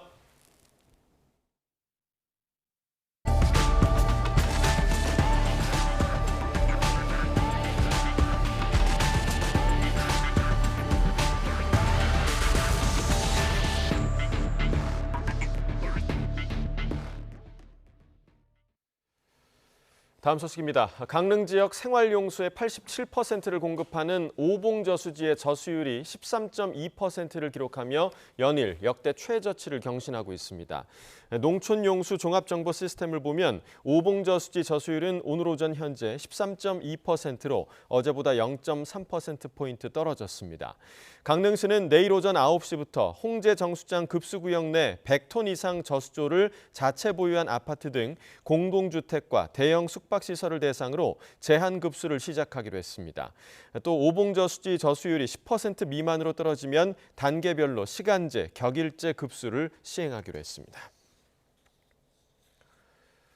서울은 닷새 만에 다시 폭염특보가 내려지는 등 늦더위가 고개를 들었습니다. 오늘도 오후에 충청 이남 곳곳에는 소나기가 내리겠고 주말에는 전국적으로 비가 이어질 전망입니다. 서쪽 지역은 호우특보 수준의 많은 비가 예상되지만 심한 가뭄을 겪는 강릉은 이번에도 턱없이 부족한 비만 내릴 것으로 보입니다. 취재기자 연결합니다. 김민경 기자, 먼저 더위 상황부터 살펴보죠. 서울에도 다시 폭염주의보가 내려졌죠? 네, 서울 서남권과 서부권에 폭염주의보가 다시 내려졌습니다. 발효 시각은 오전 11시로 지난 8월 31일에 해제된 지 닷새 만인데요. 이와 함께 경기 12곳과 강원 원주, 충청 7곳과 경북 2곳에도 폭염주의보가 확대됐고 전남 완도와 경남 창녕, 하동은 폭염경보로 격상됐습니다. 중부지방은 더위가 누그러졌나 싶더니 다시 늦더위가 찾아왔습니다. 한낮에는 일부 동해안을 제외한 대부분 지역의 체감온도가 33도 안팎으로 오를 걸로 보입니다. 더위와 함께 오늘도 오후부터 밤사이 충남 이남 곳곳에서는 5에서 최대 60mm의 소나기가 예보됐습니다. 어제 저녁 전남 곡성에는 1시간에 64.5mm, 순천과 나주, 광주에도 시간당 50mm 이상의 폭우가 쏟아졌는데요. 여전히 대기가 불안정해 오늘도 이와 비슷한 강한 소나기가 쏟아질 수 있어 주의가 필요합니다. 네, 그리고 주말 비 전망도 짚어주시죠. 네, 기상청은 이번 주말과 휴일 전국적으로 비가 내릴 걸로 전망했습니다. 이번에도 역시 서쪽을 중심으로 강하고 많은 비가 쏟아지겠는데요. 우리나라 북쪽으로 저기압이 지나고 남서쪽에서는 북태평양 고기압을 따라 수증기가 유입돼 성질이 다른 공기들이 서쪽 지역에서 부딪힐 걸로 보이기 때문입니다. 내일부터 모레까지 경기 남부와 충남, 전북에는 100mm가 넘는 많은 비가 내리겠고 서울과 충북, 전남에도 80mm에 달하는 비가 예상됩니다. 특히 서쪽 지역을 중심으로는 시간당 50mm에 이르는 폭우가 쏟아질 가능성이 있는데요. 수도권과 강원은 내일 밤부터 모레 아침, 충청은 모레 새벽부터 오전, 호남은 모레 새벽부터 오후까지 비가 집중될 걸로 보입니다. 다만 심각한 가뭄이 이어지는 강릉은 이번에도 비가 적어 가뭄 해소에는 역부족일 걸로 보입니다. 지금까지 과학기상부에서 YTN 김민경입니다. 그제 오전 서울 신림동 흉기난동으로 3명이 숨진 사건과 관련해 경찰은 피의자가 퇴원하는 즉시 체포해 정식 조사를 진행할 예정입니다. 경찰은 본사 관계자를 불러 인테리어와 매장 운영 전반에 관해 조사한 거로 파악됐습니다. 유서연 기자입니다. 가게 출입문에 신문지가 붙어 있고 주변이 통제됐습니다. 피해자들이 타고 왔던 것으로 알려진 차량에도 경찰 통제선이 설치됐습니다. 3일 오전 서울 신림동에서 프랜차이즈 피자 가게를 운영하던 40대 점주 A씨가 가게로 찾아온 3명에게 흉기를 휘둘렀습니다. 이러고 저 문을 열어놓고 있으니까 이러고 보니까는 핑지 시뻘겋더라고. 피해자는 본사 직원과 인테리어 업자 부녀 등 3명이었는데 병원에 옮겨졌지만 끝내 모두 숨졌습니다. 점주 A씨와 대화를 하기 위해 직접 찾아온 것으로 확인됐는데 A씨는 대화 과정에서 매장에 있는 흉기로 범행한 거로 파악됐습니다. A씨는 살인 혐의는 시인했는데 인테리어 등 사업 관련 문제를 두고 피해자들과 갈등을 겪었다고 주장하고 있습니다. 다만 A씨가 범행 과정 중 자해로 다쳐 입원하면서 아직 본격적인 피의자 조사는 이뤄지지 않은 상태입니다. 경찰은 사업 관계에서 갈등이 있었다는 일부 진술이 있지만 현재 범행 동기를 명확하게 단정하기 어렵다고 설명했습니다. YTN 취재 결과 경찰은 사건 당일 본사 관계자를 불러 인테리어와 매장 운영 전반에 관한 조사를 진행했고 A씨가 문제를 제기한 인테리어 관련 사진도 제출받은 거로 확인됐습니다. 본사 측은 입장문을 내고 A씨가 개인적으로 계약한 인테리어 업체와 보증기간, 수리비용 관련해 생긴 갈등으로 본사 관계자는 중재를 위해 현장에 갔던 거라고 밝혔습니다. 또 매장 운영과 관련해서도 본사의 갑질은 없었다는 입장입니다. 경찰은 수일 뒤 A씨가 퇴원하면 곧바로 체포해 정식 피의자 조사를 이어갈 방침입니다. YTN 유서연입니다. 초등학생들을 유괴하려고 한 혐의로 긴급 체포된 20대 2명의 구속 여부가 이르면 오늘 결정됩니다. 서울 서부지방법원은 오늘 오전 10시 반 미성년자 유인 혐의로 체포된 20대 남성 A씨 등 2명에 대한 구속 전 피의자 신문을 열었습니다. A씨 등은 지난달 28일 잇따라 초등생들에게 접근해 유괴하려고 한 혐의를 받습니다. 이들은 당일 오후 3시 반쯤 서울 서대문구 홍은동의 한 초등학교 인근에서 초등생들에게 차량으로 접근해 귀엽다, 집에 데려다 줄게라고 말을 걸며 유인하려고 했지만 학생이 현장을 벗어나며 미수에 그친 거로 조사됐습니다.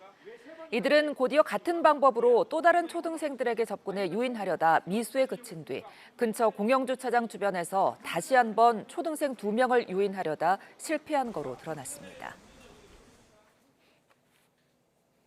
전국 장애인 차별 철폐연대 탑승 시위로 수도권 지하철 4호선 상행열차가 남태령역을 한때 무정차 통과하는 등 운행에 차질을 빚었습니다. 전장에는 오늘 아침 7시 50분부터 10시까지 경기 과천시 지하철 4호선 선바위역과 남태령역, 해화역 등에서 지하철 탑승 시위에 나섰습니다. 이에 따라 출근 시간대 열차 출발이 40분가량 지연되고 남태령역에서는 1시간 넘게 열차가 무정차 통과했습니다. 오늘 새벽 4시 20분쯤 부산 구포동에 있는 여관에서 불이 나 30여 분 만에 꺼졌습니다. 이 불로 2층 객실에 있던 50대 남성이 크게 다쳐 병원으로 이송됐지만 숨졌습니다. 경찰과 소방당국은 객실 침대 근처에서 불이 시작된 거로 보고 정확한 화재 원인을 조사하고 있습니다.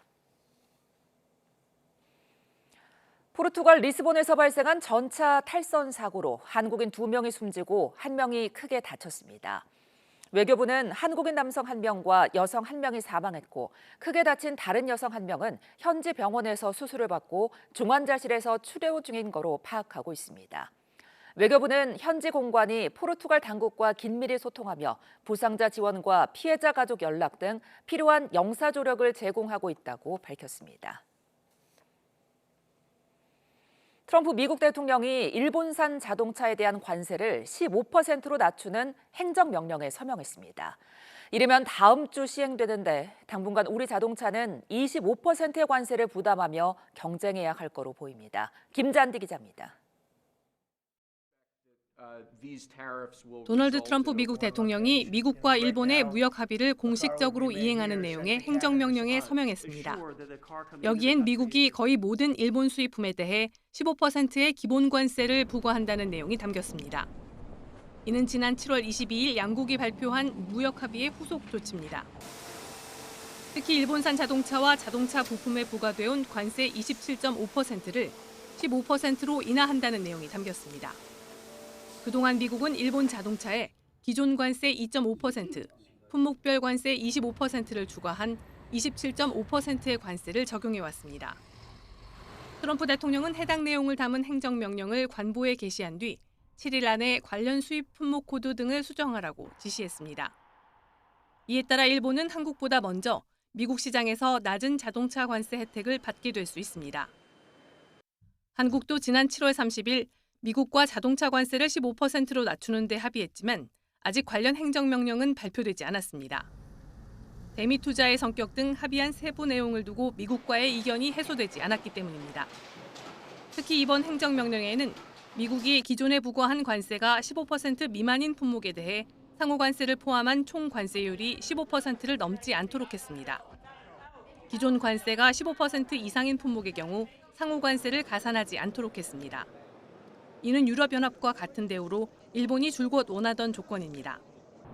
또한 미국에 없는 일본의 천연 자원과 의약품에 대해서는 상호 관세를 부과하지 않을 수 있는 특혜를 주기로 했습니다. YTN 김잔디입니다.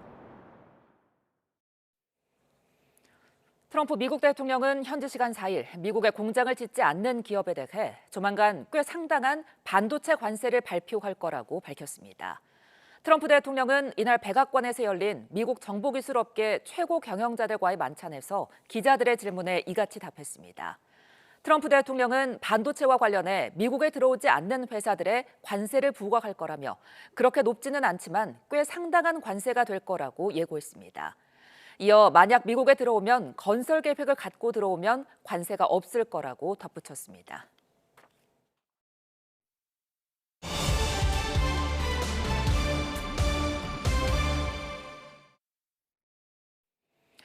김건희 특검이 김건희 씨 오빠 장모 집 압수수색 중 발견한 이완 화백 작품의 구매자를 김상민 전 검사로 특정했습니다. 김건희 씨의 매관 매직 의혹이 또 한 번 확인된 건데요. 특검 수사 상황 손정혜 변호사와 함께 짚어봅니다. 안녕하십니까? 안녕하세요. 예, 자 특검이 김건희 씨 사돈댁을 이제 압수수색하면서 이호환 작가의 이제 작품을 한 점 발견했는데 이 그림의 구매자로 지금 김상민 전 검사를 지목하고 있는 거죠? 그렇습니다. 김상민 전 검사가 구매한 정황들을 포착하고 지금 이와 관련해서 금품 수수 의혹에 대한 수사를 진행하고 있습니다. 이호환 화백의 그림 같은 경우는 진품인 경우 가치가 굉장히 높기 때문에 상당히 고가의 미술품을 이제 전달했다 이런 의혹을 받고 있는데요. 관련해서는 일단 사돈집서 발견이 되어 있고 실제 이 추적을 한 결과 대만의 경매장에서 3천만 원에 최초의 한국인이 이것을 구매를 했고 인사동 하랑을 통해서 한국으로 들어와서 실제 김상민 전 검사가 구매한 금액은 1억 2천만 원 상당으로 알려지고 있습니다. 네. 이 그림과 관련해서 어떠한 경로로 이 사돈집에 갔는지 그리고 실제로 이 금품을 전달하고 인사청탁이라든가 공천과 관련한 부정한 청탁을 했는지가 핵심적인 수사 사항이라고 보시면 될 것 같고요. 네. 그 당시 정황은 그렇습니다. 김상민 전 검사는 검사인 신분인 자가 공천 선거 과정에 나오겠다라고 갑자기 의견을 밝히면서 많이 주목을 받았었는데 그때 김상민 전 검사와 관련해서 김영선 전 의원이 김건희 여사가 김상민 전 검사를 잘 지원해줘라. 만약에 이 공천 받아서 당선되게 하게 해준다면 장관 자리나 공직자 자리를 주겠다 이런 취지의 진술을 했다라고 김영선 전 의원이 이제 진술하고 있고 명태균 씨도 이와 관련해서 김 전 검사를 줘라. 조국 사건을 하면서 굉장히 고생을 많이 했다라는 취지로 김건희 여사가 진술한 부분을 확인시켜주고 있는 만큼 이 공천을 개입하고 실제로 이런 공직과 관련한 약속을 구체적으로 했는지 그리고 그 과정에서 이렇게 고가의 그림을 받았는지 여부가 핵심적인 사안입니다. 지금 명태균 씨는 김건희 씨가 조국 수사 때 김상민 전 검사가 고생을 많이 했으니까 챙겨줘라 이렇게 말했다고 주장하고 있는데요. 이렇게 되면 김건희 씨의 매관 매직 의혹이 또 하나 추가가 되는 거죠? 그렇습니다. 다른 사건들도 마찬가지로 비슷한 패턴을 보이고 있는데요. 평소 친분 관계가 있거나 교류를 했던 사람들 중에 특정한 어떤 물건이라든지 기금속, 그림 이런 것들을 받고 인사청탁이라든가 공천이라든가 사업상 특혜와 이익을 준 것이 아니냐라는 갖가지 의혹들이 나오고 있는 상황인데 목걸이부터 시계부터 금 거북이부터 지금은 이제 그림까지 지금 수사가 진행되고 있다라고 보시면 될 것 같고요. 이 이호환 그림 같은 경우는 워낙 희소하고 고가이다 보니까 그 구매자를 추적하는 게 어렵지 않은 그림입니다. 네. 그리고 실제 수사기관에서 진품이로까지 감정해서 확인이 된 만큼 이 고가의 그림이 왜 사돈집 댁에 있었는지부터 확인하는 여러 가지 수사가 진행돼야 될 것 같습니다. 네, 김상민 전 검사가 국민의힘 공천에서는 탈락했지만 국정원의 법률특보로 임명이 됐잖아요. 이 부분에 대한 이제 조사가 좀 필요할 것 같은데 김 전 검사를 조만간 소환하겠죠? 소환해서 당연히 이 구입을 누가 했는지 자금의 출처는 누구인지 실제로 이것을 전달받고자 하는 최종 기속처가 누구인지에 대한 진술을 해야 되는 것으로 보이고요. 공천에서는 컷오프 됐지만 그 후에 국정원의 법률특보로 임명이 됐습니다. 예. 이렇게 국정원에 임명되는 과정에서 윤 전 대통령의 모종의 역할이 있었는지 김건희 여사와 한 2차례 통화한 것으로 알려지고 있는데 네. 그 2차례의 통화 과정에서 어떤 대화를 주고받았는지 굉장히 중요할 것 같고요.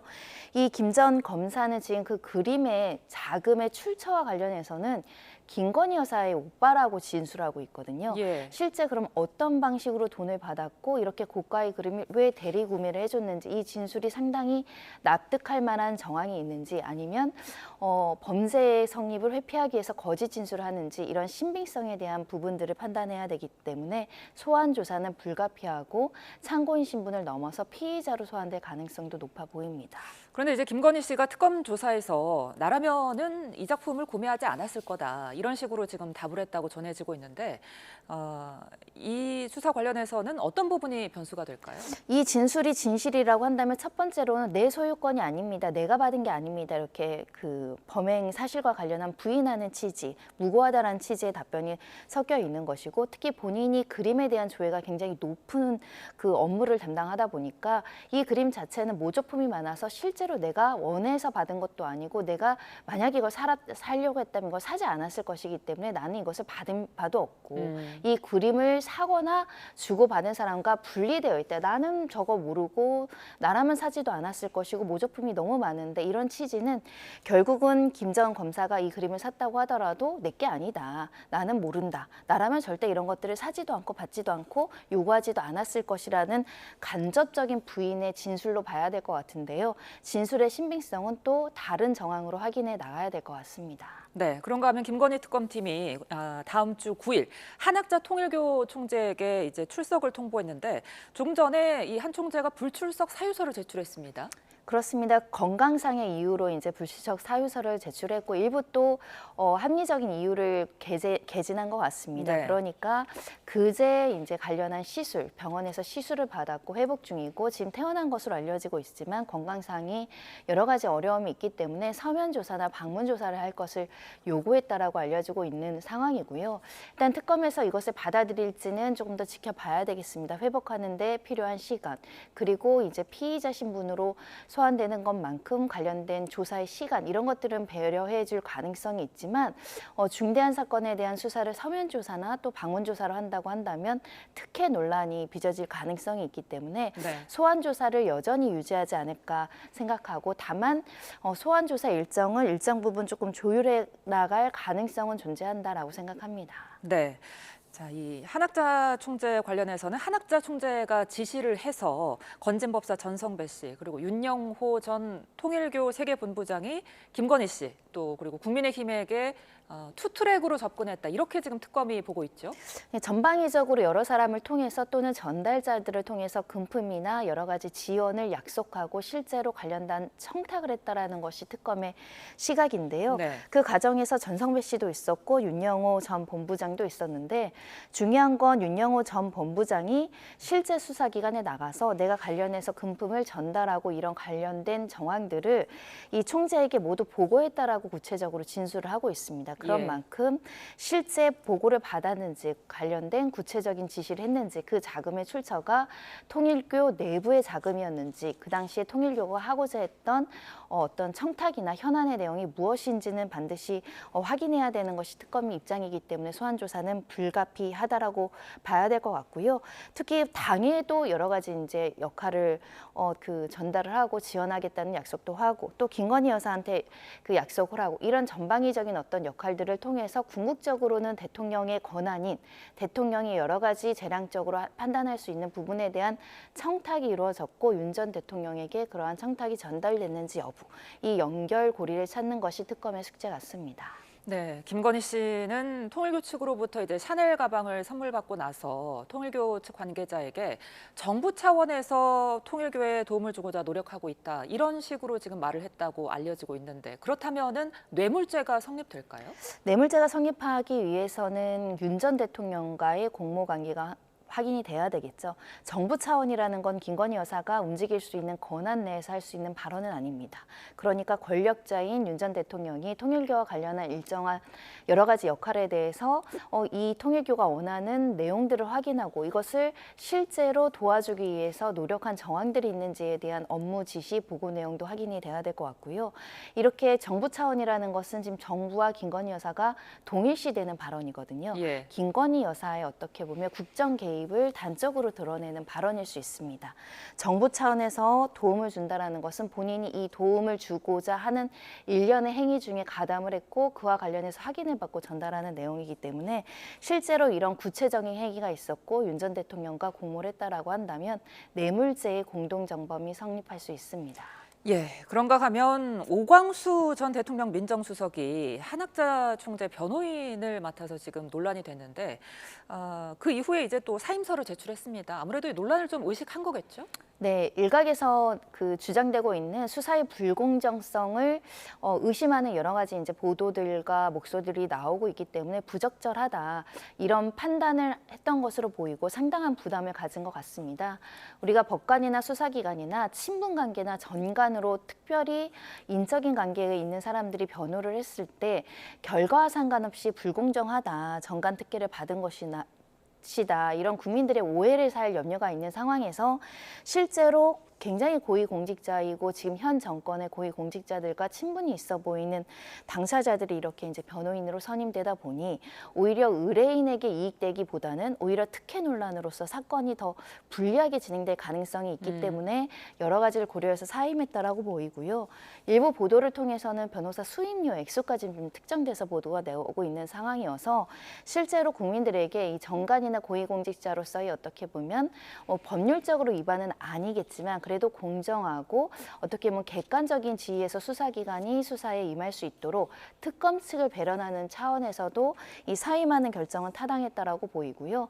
불공정해 보이는 조그마한 실수도 용납돼서는 안 되는 상황이 아닐까 합니다.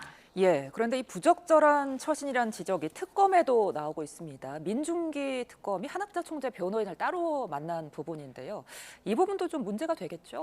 그렇습니다. 사건 관계 이야기를 안 하고 그냥 사적인 이야기라든가 다른 이야기를 했다라고 하더라도 지금 중요한 수사를 앞두고 이 피의자의 변호인 측과 차담을 한다는 것은 뭔가의 특혜라든가 뭔가의 배려를 해줄 수 있는 정황으로 해석할 여지가 있기 때문에 특검 측에서는 좀 더 신중할 필요가 있었다라고 생각이 들고요. 예. 워낙에 전화 변론, 방문 변론 이런 부분들이 과거에 문제가 돼서 정관 이후 특혜이다, 사회적인 문제가 돼서 이런 부분들을 자제하고 권고하고 그리고 이거에 대해서 기록상 남기게 되어 있는데 그건 역시 다 수사의 공정성, 객관성을 유지하는 조치거든요. 그런데 이렇게 차담을 한 것이 외부적으로 알려진 이상 조금 더 객관적인 지위를 강도 높게 보여주고 공정성에 대한 의심이 없도록 처리를 해야 되지 않을까 생각합니다. 네, 이번에는 내란 특검 살펴보겠습니다. 국민의힘이 지금 특검의 압수수색에 굉장히 강하게 반발을 했는데 이번에 좀 최소한의 방법이긴 하지만 임의 제출을 했거든요. 속내가 어떻게 되는 걸까요? 일단은 더 이상 이 반발하거나 하게 되는 경우에는 특검의 수사를 방해한다는 오명을 쓸 가능성이 있고 언제까지 대체할 수 없다라는 판단을 했던 것 같고요. 그렇기 때문에 일정 부분 이 방법과 자료의 양을 한정해서 자료를 임의 제출하는 방식으로 이제 협의하지 않았을까 생각을 하고요.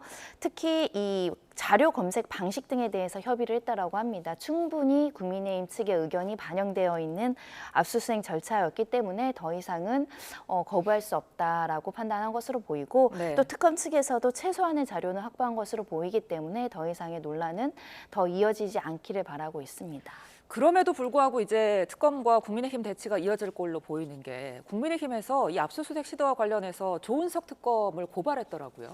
일단 직권남용이다라고 이제 고발을 했다라고 알려지고 있는데 그 방식이 강압적이었다라고 이제 고발을 했고 특히 이 변호인이 참여해서 응하겠다는 요구를 거절했다 이런 주장들이 나오고 있는데 일단 이 주장들이 모두 사실인지 확인할 필요가 있는 것 같고요.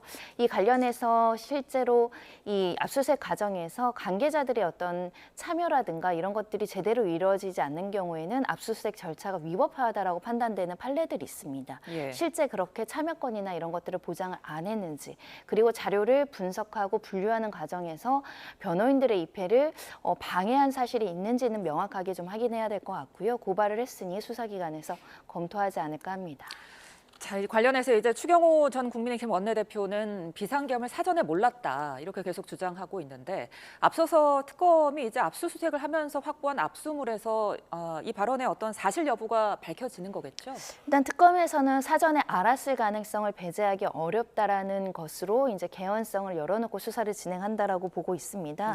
실제로 비상계엄과 관련해서 이 윤 전 대통령을 그 당시에 이제 재직 당시에 야당에서 이제 비상계엄 준비하고 있는 거 아니냐 이런 취지의 질문들도 오고 간 만큼 이 관련한 역할을 해야 되는 모종의 어떤 원내대표 입장에서는 이 계엄 해제를 유지를 하거나 이 계엄을 유지하기 위해서는 해제 결의를 방해해야 되는데 그 과정에서 장소를 옮긴 것인지 아니면 다른 원인이 개입되어 있는 것인지를 확인하는 것이 중요할 것 같고요.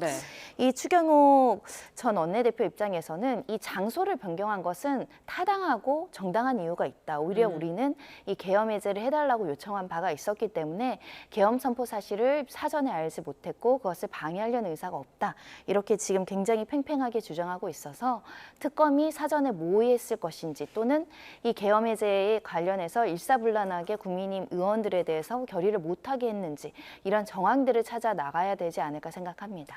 예, 그런가 하면 국회 법제사법위원회에서는 더 센 특검안으로 불리는 3대 특검법 개정안이 지금 의결됐습니다. 정확히 이게 어떤 내용입니까? 첫 번째는 기간을 연장 보장하는 것이고, 두 번째는 방송을 통해서 재판 과정을 생중계할 수 있도록 하는 의무화 조항을 넣는 것이고요. 네. 또 한 가지 세 번째로는 이 고소하거나 이 관련해서 이제 제보를 하거나 이런 사람들에 대해서 강경할 수 있는 규정을 명시한다라는 내용을 담고 있습니다.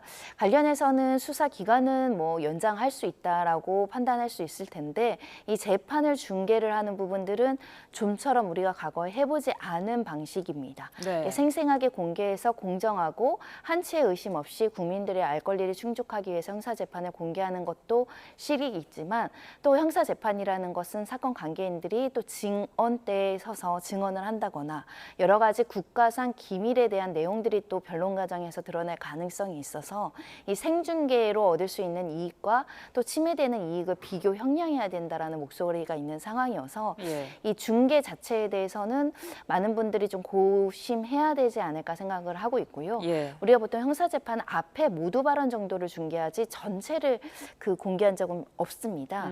그런 측면에서는 사건 관계인들의 증인들의 어떤 자유스러운 진술이 생중계가 도움이 될지 안 될지 이런 부분들도 판단을 받아야 되지 않을까 합니다. 예, 지금 특검안과는 어떤 부분이 다른 거죠? 지금은 일단은 그 기간 연장과 관련해서 30일인데 최장 60일까지 이제 연장하니까요. 수사 기간이 이제 2배 가까이 늘어날 수 있다라는 것이고, 현재로서는 그 재판에 대한 중개 의무화 조항은 없습니다.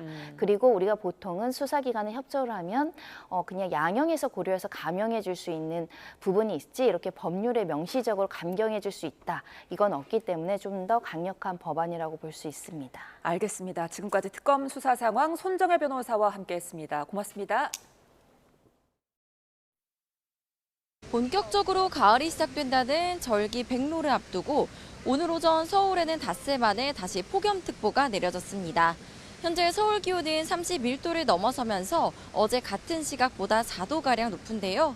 앞으로 기온은 33도까지 더 오르겠고요. 예년보다는 무려 5도가량 높아서 덥겠습니다.